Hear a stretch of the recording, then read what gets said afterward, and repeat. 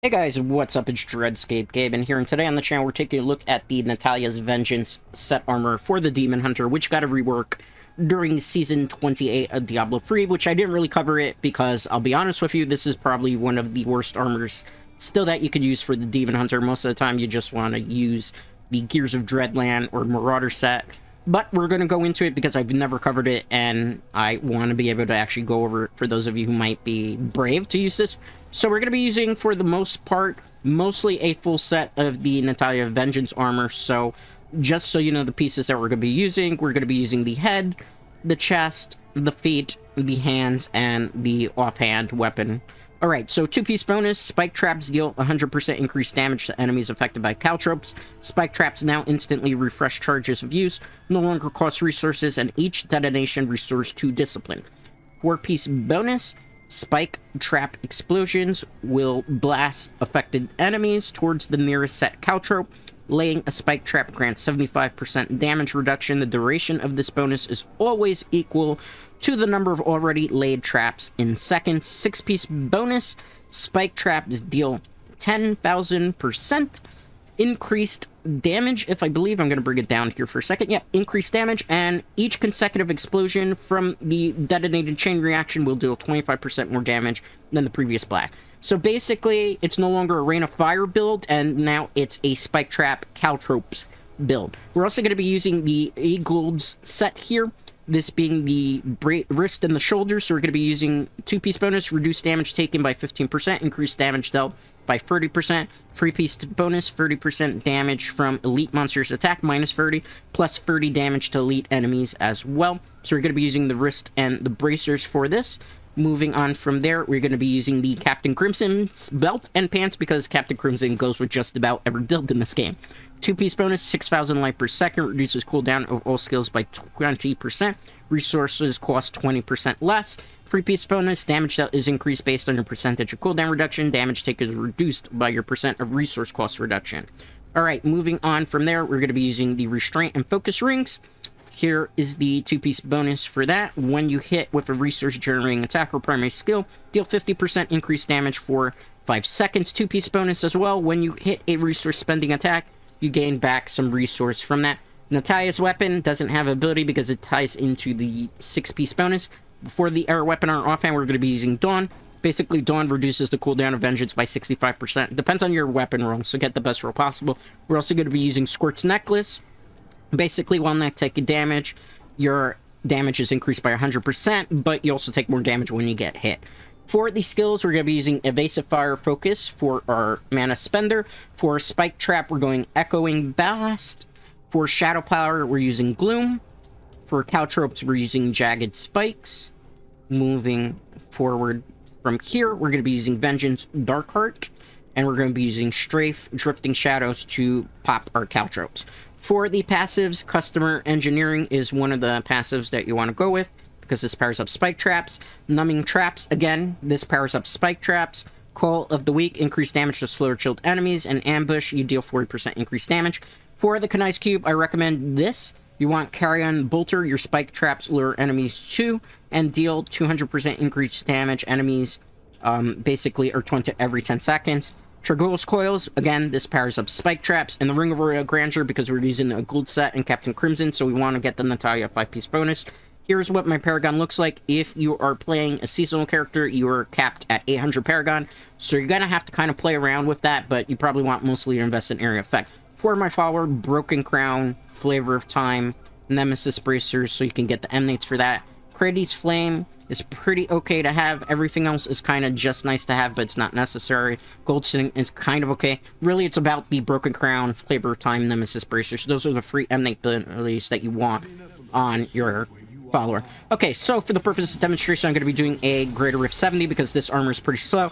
So what you basically want to do is you want to create kind of like a flower shape pattern with your spike traps, and then in the middle of that, set a caltrop. Then you're going to use your strafe to be able to pop it as you just saw there.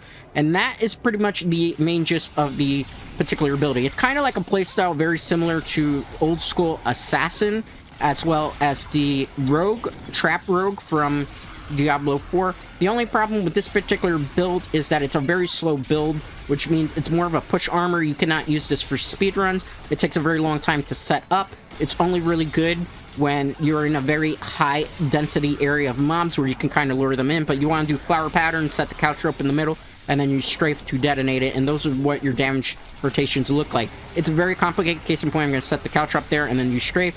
The other problem with this particular type of build is the fact that you are very prone to getting killed by area of effect damage, such as explosions, the rotating lasers that happen with champion packs or elite packs.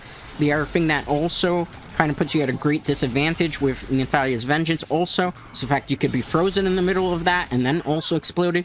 So again, flower pattern, set the Caltrop in the middle, and then fire off your straight. And then from there, one of the things that you can do to your advantage is the way that Diablo 3 enemies are programmed. If they see you on screen, if you move far away from them, they will follow you, so you can kind of lure them into the trap. So you're going to have to kind of do a little bit of what's called kiting to be able to kind of get through these enemies and kind of to lure them in the trap, but it's still a very low type of experience, and it's very, I don't know, I don't want to say F tier, but it's pretty D tier, and there's just better armors that are available to the Demon Hunter that do way more damage and are a lot quicker, because if you're trying to get a leaderboard placement with Demon Hunter, you're not going to be playing Natalya's Vengeance. You're going to be playing, most likely, the Marauder set armor, as well as probably the Gears of Dreadland. Both will do speedruns. This is really for somebody that is brave and wants to try to push Greater Rift 150 with this, but so slow that you might not even be able to do it before the timer is up. Now, as for things that will help with your gear and to make your experience with this set a little bit better, you should make sure that all pieces of your gear are Ancient Legendary, that being the gold border, or Primal Ancient Legendary, which is the red border. One of the good things with the Season 28 update of Diablo 3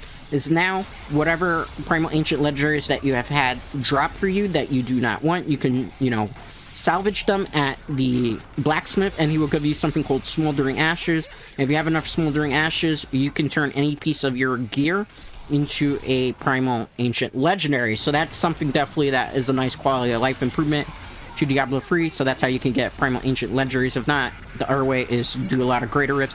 Also, if you're playing a seasonal character, you must clear a Greater Rift 70 before you have access to a Primal Ancient Legendary drop.